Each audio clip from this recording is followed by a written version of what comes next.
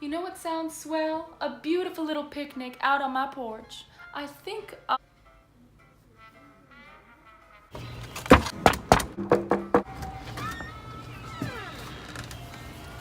You're invited to Daisy's get-together.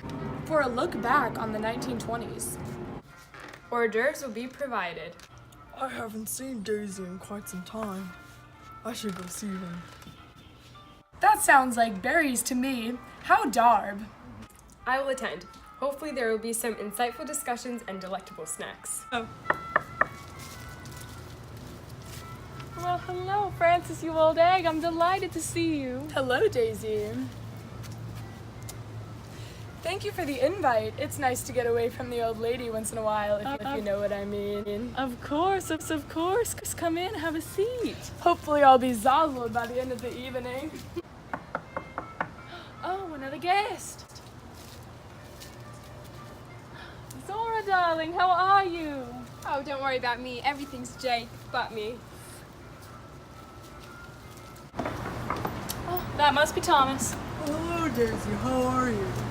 So nice to see you again. Oh, Thomas, don't be such a wet blanket. I'm swell and so are you. Now So that you're here, of sweet. course. It's nice to hear that voice again. Oh, You're Tom, a good choice stop. of calico. Well, now that you're all here, let's have a seat and eat. That rhymes.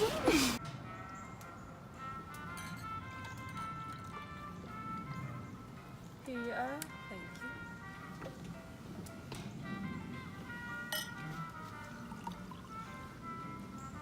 And you, Francis? Daisy, what hors d'oeuvres will we be having this afternoon? Well, let's take a look at the menu. We have champagne, of course, orange slices, lemon cakes, roasted nuts, bread with cheese, olives, and crudité with dip. So, what is everyone's favorite memory from this wonderful decade? I say the best thing that happened to me was moving to the great New York City. The energy there is just different than anywhere I've been before.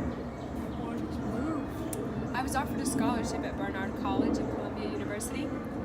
I was the only black student there. It tested me at times, but I'm glad I was able to do research with the likes of Margaret Mead and Franz Boas.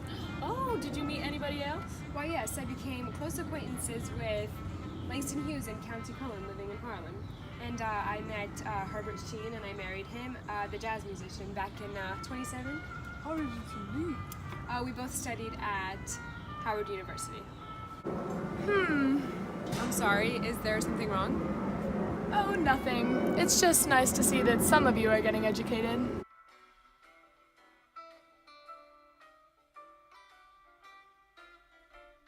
Well, I think it's due time that the right people receive education. Cognizance is of value to all and important for all of posterity. Oh no, let's not get flustered. Have any of you tried the crudité with the dip? It's my favorite. I'm okay. I think I'll have some more champagne. Tom, what about you? You know my poem, The Wasteland. Getting it published, let's see, 7 years ago. That would probably be the best work I'll ever do. Oh, as well as my magazine, The Criterion. Oh, that's right. What about your book, Fitz? The Great Gatsby. I finished it in the spring of 25. You must be so proud. Well, yes, indeed. It was quite an august accomplishment. Oh my, Francis, what is the book about? Describe the style. Is it satire? I consider it lyrical with a distinct tone. You must all read it for yourselves. That is delightful. Lemon cake, anyone? We have quite a copious amount. Yes, I'll take some.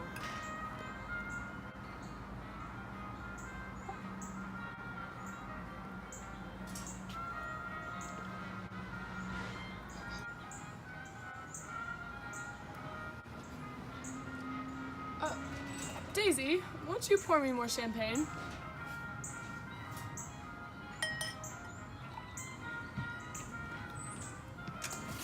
Thank you. My, champagne must be considered virulent in such large amounts.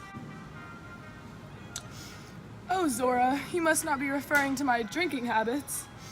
Oh, I am mortified. You two must stop this bickering. Tom, I admire your equanimity among such trivial behavior.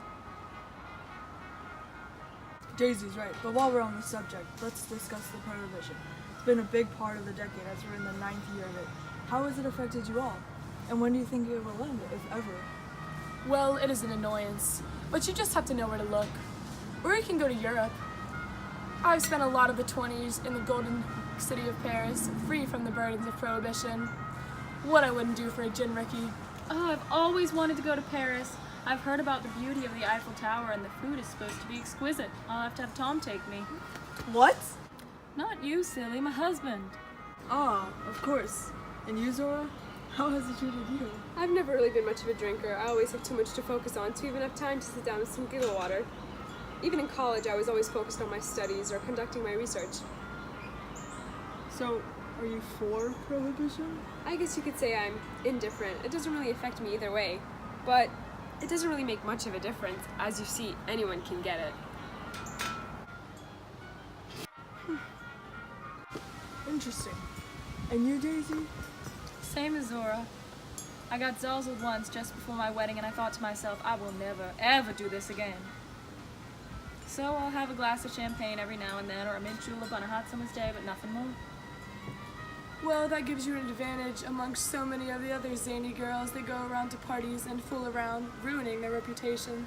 Not drinking keeps yours clean. Francis, you make me seem like a prude. I like to have fun, I just don't have to be half seas over to have it. Oh, Daisy, you know I didn't mean anything by it. It was a compliment. If you say so. What about you, Thomas? Oh, I love a good drink as much as the next fella. But I admit, I need it to write. Never written a poem sober. Hell, I even named my cat Norley Pratt after that bound of her mouth. And Francis, I've been meaning to ask you about your novel, The Great Gap. My Wasteland and your Valley of Ashes are quite similar. Did you base the Valley of Ashes on my poem? Yes, I did. When writing my book, I knew I needed something to represent the moral decay that ensues from the pursuit of wealth, but also, contrastingly, the plight of the impoverished. After reading your poem, I was able to construct the Valley of Ashes as a type of wasteland. In alluding to your poem, I'd say I was shouting you out as a great poet of our generation. Well, thank you for that. What an honor. When I read your second novel, The Beautiful and the Damned, I knew you had a bright literary future ahead of you. I think your poems are the bee's knees. You have such a wonderful style of writing. It shows your cynical side, but there's also passion in words. My favorite is The Love Song of J. Alfred Prufrock. Thank you, Zora. I found your essay, How It Feels to Be Colored Me, was very, extremely insightful. Well, I just wanted to give white people my perspective. After growing up in Eatonville, where I felt comfortable, and then going to Jacksonville after my mother's passing, I wanted to express the racial differences. I think we're all the same. We should focus on self-awareness and similarities rather than our race. Oh, look, my beautiful dogs.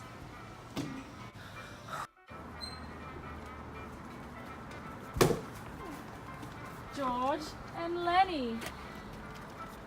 George wears the pants in this one. He may be small, but he sure is smart. Lenny, on the other hand, well, he's a bit slower, but lovable just the same.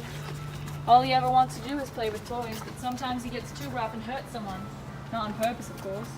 He never means anything by it. He just doesn't know what he's doing. How adorable. Well, aren't you just the cats? Meow. That's funny, because they're dogs.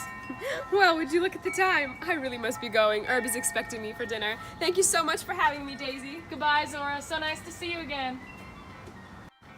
Oh, I should really head off too. Francis, will you need some help getting to the car? Actually, you really shouldn't be driving like this. Daisy, will you call him a cab? Of course.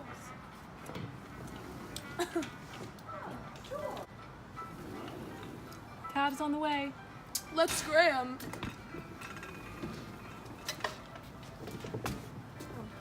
Tom! No. Oh.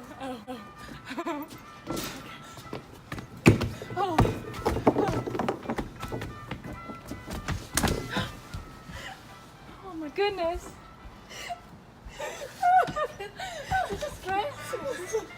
Sorry.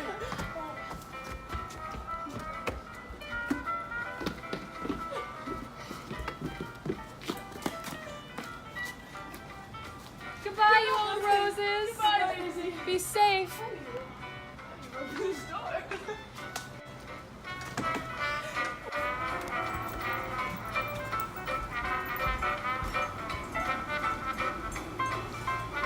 lovely day.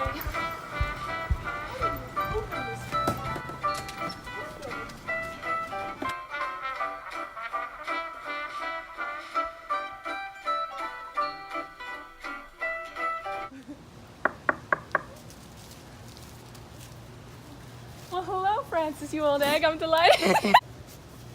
Hello, Francis, you old egg. Oh, another guest.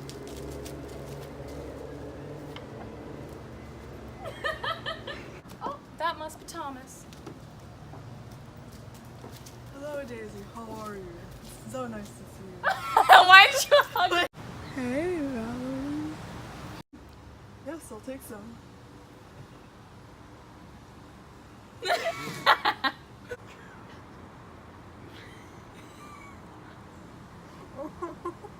Yes!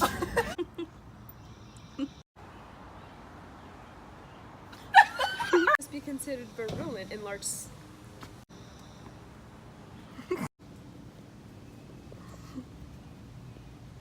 See the sun. In this one, he may be small, but he sure. Wait, your mustache is not on. Oh, shoot.